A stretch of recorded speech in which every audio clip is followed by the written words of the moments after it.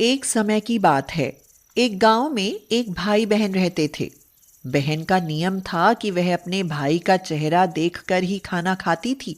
बहन, जब तेरी शादी हो जाएगी तो तू क्या करेगी? तब तो मुझे बिना देखे ही तुझे खाना खाना होगा और तेरा ये नियम टूट जाएगा। मैं सुबह जल्दी उठकर अपना सारा कामकाज पूरा करके अपने ससुराल से पीहर आ जाऊंगी और तुझको देखकर ही खाना खाऊंगी। मेरा ये नियम कोई नहीं तोड़ सकता। पर बहन, तू ऐसा कब तक करती रहेगी? जब तक मैं जीवित रहूंगी। कुछ वक्त बीत गया। एक दिन भाई ने अपनी बहन की शादी एक अच्छे लड़के और संपन्न परिवार में कर दी और उसे खुशी खुशी पूरे रीति रिवाजों से अपने घर से विदा कर दिया। बहन का ससुराल दूसरे गांव में स्थित था, जिसका मार्ग जंगल से होते हुए पड़ता था। जंगल के मार्ग में बहुत सी झाड़ियां और कांटे थे। शादी के बाद वह हर रोज सुबह जल्दी उठती थी और जल्दी जल्दी सारा काम करके ससुराल के प्रति अपनी सभी जिम्मेदारियों को पूरा करके वह अपने भाई का मुंह देखने के लिए उसी जंगली रास्ते से उसके घर जाती थी। एक दिन रास्ते में एक पीपल के नीचे उसे एक गणेश जी की मूर्ति रखी दिखी। उसने भगवान के सामने हाथ जोड़कर कहा, मेरे जैसा अमर सुहाग और मेरे जैसा अमर पीहर सबको दीजिए। यह कहकर वह आगे बढ़ जाती है और कुछ देर बाद वह अपने पीहर पहुंच जाती है। बहन, तुम आ गई। तुमने सही कहा था कि तुम शादी के बाद भी मेरा मुंह देखकर ही खाना खाओगी। हाँ भाई। बहन की सच्ची निष्ठा और संकल्प देखकर भाई की आंखें भर आईं। बहन ने भाई का मुंह देखकर खाना खाया और वह अपने ससुराल के लिए निकल पड़ी। हर रोज की तरह अगले दिन फिर वह सुबह जल्दी उठकर अपना सारा काम करके अपने पीहर की ओर निकल पड़ी। कुछ दूर की दूरी तय करने पर वह उसी पीपल के पेड़ के पास पहुंच गई, जहां उसे गणेश जी की मूर्ति रखी दिखी थी। उसने फिर से भगवान के सामने हाथ जोड़कर कहा, मेरे जैसा अमर सुहाग और मेरे जैसा अमर पीहर सबको दीजिए। इतना कहकर वह आगे बढ़ गई। आगे जंगल की झाड़ियों के कांटे बहुत बड़े बड़े हो गए थे। उनमें से कुछ कांटे उसके पैरों में चुभ गए। बहन जैसे तैसे दर्द सहती हुई भाई के घर पहुंची और भाई का मुंह देखकर बैठ गई तो भाभी ने पूछा, अरे दीदी, आपके पैरों में क्या हो गया है? आह, आह, अरे रास्ते में जंगल की झाड़ियों के गिरे हुए कांटे पाँव में चुभ गए हैं। इतना कहकर उसने खाना खाया और अपने ससुराल के लिए निकल गई। सुनो जी, जंगल वाले रास्ते को साफ करवा दो। आपकी बहन के पाँव में बहुत सारे कांटे चुभ गए हैं और उनका पैर पूरा जख्मी हो गया है। तभी भाई ने कुल्हाड़ी लेकर सारी झाड़ियों को काटकर रास्ता साफ कर दिया, जिससे गणेश जी का स्थान भी वहां से हट गया। यह देख भगवान गुस्सा हो गए और उसके भाई के प्राण हर लिए। उसकी बहन इस बात से अनजान थी। लोग अंतिम संस्कार के लिए जब भाई को ले जा रहे थे, तब उसकी भाभी रोते हुए लोगों से बोली, थोड़ी देर रुक जाओ, उसकी बहन आने वाली है। वह अपने भाई का मुंह देखे बिना नहीं रह सकती है और ना ही खाना खाती है। उसका यह नियम है, वह अपना नियम कभी नहीं तोड़ती। अरे आज तो देख लेगी, पर कल कैसे देखेगी? रोज की तरह बहन अपने भाई का मुंह देखने के लिए अपने घर से निकल गई। कुछ देर बाद वह जंगल जा पहुंची। जंगल में उसने देखा कि सारा रास्ता साफ किया हुआ है। जब वह आगे बढ़ी तो उसने देखा कि सिद्धि विनायक को भी वहां से हटा दिया गया है। तब उसने जाने से पहले गणेश जी को अच्छे से साफ किया और एक अच्छे स्थान पर रखकर उन्हें स्थान दिया तथा हाथ जोड़कर उनसे बोली, भगवान, मेरे जैसा अमर सुहाग और मेरे जैसा अमर पीहर सबको देना। तब बहन की सच्ची निष्ठा और प्रेम भाव देखकर भगवान सोचने लगे, अगर इसकी नहीं सुनी तो हमें कौन मानेगा, हमें कौन पूजेगा? तब गणेश जी ने उसे आवाज दी, बेटी, खिचड़ी की 7 पत्तियां लेकर जा और उसे कच्चे दूध में घोलकर भाई के ऊपर छींटा मार देना, वो उठकर बैठ जाएगा। यह सुनकर जब बहन पीछे मुड़ी तो वहां कोई नहीं था। फिर वह यह सोचने लगी कि ठीक है, जैसा सुना वैसा कर लेती हूँ। फिर वह 7 खेजड़ी की पत्तियां लेकर अपने भाई के घर पहुंची। उसने देखा कि वहां तो कई लोग बैठे हुए हैं और उसकी भाभी भाई के पास बैठी जोर जोर से रो रही है और भाई की लाश जमीन पर रखी हुई है। भाभी और सब गांव वालों ने उसको समझाया कि तुम्हारा भाई अब इस दुनिया में नहीं रहा, पर बहन ने किसी की एक ना सुनी और अपने भाई को उठाने लगी। बहुत कोशिशों के बाद जब उसका भाई नहीं उठा, तब उसको जंगल में सुनी वह बात याद आई। तब उसने बताए हुए नियम के तहत खेजड़ी की 7 पत्तियां ले जाकर और उसे कच्चे दूध में घोलकर भाई के ऊपर छींटा मारा। उसका भाई तुरंत उठकर बैठ गया और बोला, मुझे बहुत ही गहरी नींद आ गई थी, तभी मैं सो गया था।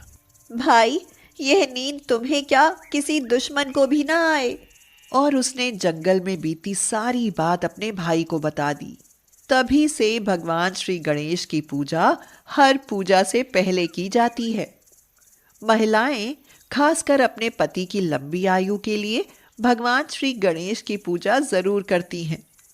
ऐसी मान्यता है कि भगवान श्री गणेश की पूजा करने से पति की लंबी आयु होने के साथ साथ ससुराल हमेशा खुशियों से भरा रहता है।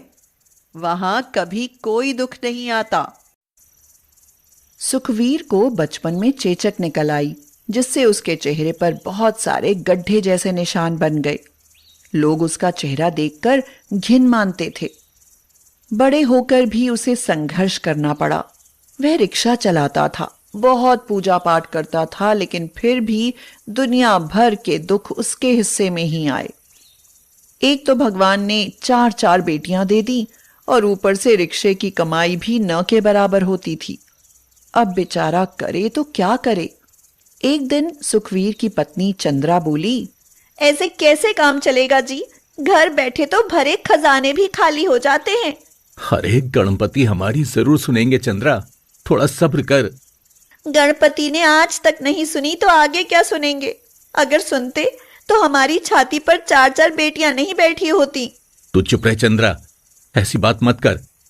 अरे मैं इस चेहरे का क्या करूं? मेरा चेहरा देखकर सवारी मेरे पास आती ही नहीं है और कोई काम भी नहीं मिलता। करूं तो क्या करूं? गणेश चतुर्थी के लिए जो पैसे इकट्ठे किए थे उनसे घर का खर्च चल रहा है। ऐसे में गणपति कैसे नाराज नहीं होंगे। मैं अपने गणपति को खुद मना लूंगा। और रही बात चतुर्थी की, तो दिन में 4 सवारी भी मिल जाए तो सब ठीक हो जाएगा। सुखबीर ने गणेश चतुर्थी मनाने के लिए जो पैसे इकट्ठे किए थे उनसे तो राशन खरीद लिया। अब वह रोज सवारी के इंतजार में बैठा रहता। सुखवीर गर्मी में पसीना पोंछते हुए बोला, आज तो एक भी सवारी नहीं मिली। हे गणपति बप्पा, अगर आज मैं घर पैसे लेकर नहीं गया तो मेरी बच्चियां भूखी रह जाएंगी। कुछ तो दया करो, मेरे रिक्शे के लिए सवारी भेज दो। ओ रिक्शे वाले भैया, सब्जी मंडी तक चलोगे? आओ आओ बहन जी, मैं छोड़ देता हूँ। कितने पैसे लोगे? आज सुखवीर के घर का राशन खत्म हो चुका था। आज तो वह कम पैसे में भी सवारी ले जाने के लिए तैयार था। बहन जी, जितने दे दोगी उतने ले लूंगा। सब्जी मंडी में उतरकर उस औरत ने उसे 10 रुपए दिए। 10 रुपए हाथ में लेकर वह सोचने लगा, अब इन पैसों से मैं सब्जी खरीदूं या आटा? घर पर पहुंचते ही चंद्रा 4 बातें सुनाएगी, वो अलग। शाम को सुखवीर मुंह लटकाए हुए घर में घुसा। देखते ही चंद्रा का माथा ठनक गया। वह बोली, लगता है आज भी खाली हाथ आए हो। खुद का तो देख लूं, पर इन बच्चियों को क्या खिलाऊंगी। लगता है गणपति बप्पा मेरा इम्तिहान ले रहे हैं चंद्रा। आज पूरे दिन में सिर्फ 10 रुपए कमाए हैं। जिस काम में हाथ डालता हूं वही बिगड़ने लगता है। शायद मैं ही पनौती हूं। चलो अब ज्यादा जी छोटा मत करो, थोड़े दाल चावल रखे हैं, आज खिचड़ी ही बना दूंगी। सुखवीर रात भर सोचता रहा, आगे क्या होगा? बिना पैसे कैसे बच्चों का पेट भरूंगा और कैसे गणेश जी की मूर्ति लाऊं? गणेश जी की मूर्ति स्थापना का दिन भी आ गया। कुछ पैसे गल्ले से निकालकर वो मूर्ति भी ले आए, मगर रात में ही बड़ी बेटी की तबीयत बिगड़ गई। भगवान, मरते में 2 लात और मारते हैं। एक तो वैसे ही दिन बुरे चल रहे हैं, ऊपर से ये बिंदिया बीमार हो गई है। तुम्हारे रिक्शा चलाने से अच्छा तो भीख ही मांग लो तो ज्यादा अच्छा। आज तुम्हारी शक्ल ठीक होती तो ये दिन देखने नहीं पड़ते। सुखवीर को उसकी ये बात बहुत बुरी लगी। उसने सोचा, क्यों ना इस जीवन को ही खत्म कर दूं, अब और नहीं सहा जाता। सबके सोने के बाद वह कमरे में गया और पंखे में रस्सी बांधने लगा। पार्वती जी गणेश जी से बोली, हे पुत्र, सुखवीर तुम्हारी इतनी भक्ति करता है, फिर उसको इतना क्यों सता रहे हो कि वह आज जीवन खत्म करने जा रहा है? उसे रोक लो पुत्र, मैं ये अनिष्ट नहीं देख पा रही हूं। चिंता मत करो माते, वो मेरा प्रिय भक्त है, मैं उसे कुछ नहीं होने दूंगा। सुखवीर अपनी जीवन लीला समाप्त करने ही चला था कि गणेश जी ने एक बूढ़ा आदमी बनकर बहुत तेज दरवाजा खटखटाया। दरवाजा खोलो, मेरी मदद करो। अरे कोई है, जल्दी दरवाजा खोलो। सुखवीर रस्सी छोड़कर बाहर आया और पूछा, तुम कौन हो बाबा, और इतनी रात गए क्या काम है? मेरे बेटे ने मुझे मारपीट करके घर से भगा दिया। कई जगह शरण मांगी लेकिन सबने भगा दिया। 2 दिन से भूखा प्यासा हूं, यहाँ तक कि मेरे कपड़े भी फाड़ दिए। अब मैं बूढ़ा आदमी इतनी रात कहाँ जाऊं? अगले गांव में मेरा दूसरा घर है, क्या तुम मुझे वहां छोड़ दोगे? कैसा बेटा है आपका बाबा जो आपके साथ उसने इतना बुरा व्यवहार किया? आप चिंता मत करो, मैं छोड़ दूंगा। आप रिक्शे में बैठो, मैं भी आता हूं। सुखवीर अंदर गया। उसने देखा कि घर में कुछ भी खाने के लिए नहीं था। उसने गणपति के सामने रखे हुए 2 मोदक उठाए और एक चादर लेकर बाहर आ गया। बाबा, ये चादर ओढ़ लो और ये मोदक खा लो। फिलहाल घर में खाने के लिए कुछ नहीं था। कोई बात नहीं बेटा, इन मोदकों में तो मैं 2 दिन गुजार सकता हूं। रात में सुखवीर बूढ़े आदमी को रिक्शे में लेकर दूसरे गांव पहुंचा। बस बेटा, रिक्शा यहीं रोक दो बेटा, यही सामने मेरी झोपड़ी है। बाबा, किसी भी तरह की मदद की जरूरत हो तो बता देना। पैसा तो मेरे पास नहीं है, लेकिन शारीरिक रूप से किसी काम आ जाऊं तो याद कर लेना। मुझे माफ कर देना बेटा, पैसे तो मेरे पास भी नहीं है तुम्हें देने के लिए। कोई बात नहीं बाबा, आप मुझे बस आशीर्वाद दीजिए कि गणपति विसर्जन तक मैं कुछ कमा सकूं, जिससे अपने बप्पा की विदाई मैं अच्छे से कर सकूं। ठीक है बेटा, जाओ, तुम्हारे घर में धन संपत्ति का भंडार हो। तुम्हें एक तेजस्वी यशस्वी पुत्र की प्राप्ति हो। तुम्हें रंग रूप और सौहार्द मिले। जिस दया भाव से आज तुमने मेरी मदद की है, उसी तरह तुम सबकी मदद करो। सुखवीर वापस आ गया। घर आकर उसने पंखे में बंधी रस्सी खोल दी और मरने का विचार त्याग दिया। सुबह जब चंद्रा की आंख खुली तो वह जोर से चिल्लाई, बिंदिया के पापा, उठो, आंखें खोलो। सुखवीर हड़बड़ाहट में उठा और देखा कि चंद्रा गहनों से लदी खड़ी है। उसके शरीर पर रेशमी साड़ी है। उसका घर एक बंगला बना हुआ है। चंद्रा ने हैरानी से सुखवीर को देखते हुए कहा, अरे ये देखो, आपका चेहरा बिल्कुल ठीक हो गया है। सुखवीर दौड़ा हुआ गणेश जी के सामने गया और उनके चरण पकड़कर बोला, हे गजानन, ये तुम्हारा कैसा चमत्कार है जो रातों रात मेरी तकदीर बदल दी। मैं अल्लड़ बुद्धि तुम्हारी लीला नहीं समझ पा रहा। मुझे दर्शन दो गणपति बप्पा। इतना कहते ही गणेश जी प्रकट हो गए और मुस्कुराते हुए बोले, हे वत्स, मैं तुम्हारी साधना और लगन से बहुत प्रसन्न हूं। तुमने बुरे समय में भी मेरी प्रतिमा की स्थापना की। यहां तक कि बीमार बच्ची की दवाई के लिए पैसे नहीं थे और तुमने मुझे मोदक खिलाए। तुम्हारी परीक्षा का समय समाप्त हो चुका है। रात जब तुम फांसी पर लटकने वाले थे, तब तुम्हारे जीवन की रक्षा करने मैं ही बूढ़ा बनकर तुम्हारे दरवाजे पर आया था। आज के बाद तुम पर कोई विपदा नहीं आएगी। ये कहकर गणेश जी अंतर्ध्यान हो गए। कुछ समय बाद चंद्रा को एक बेटा हुआ। सुखवीर अपने परिवार के साथ बहुत खुश था। सुनो जी, अब तो हमारे पास गणपति बप्पा का दिया सब कुछ है। अब ये रिक्शा बेच दीजिए और गाड़ी खरीद लीजिए। अरे ये क्या कह रही है चंद्रा? अरे ये रिक्शा नहीं, मेरे लिए गणेश जी का वाहन है।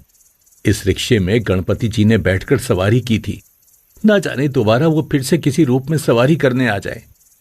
अब मैं और रिक्शे खरीदूंगा और अपने जैसे जरूरतमंदों को किराए पर देकर उनकी मदद करूंगा। उससे मुझे कुछ आमदनी भी हो जाएगी और जो रिक्शा खरीद नहीं सकते उनकी मदद भी हो जाएगी। सुखवीर ने रिक्शे का गैराज खोल लिया और अपने परिवार के साथ खुशी खुशी रहने लगा।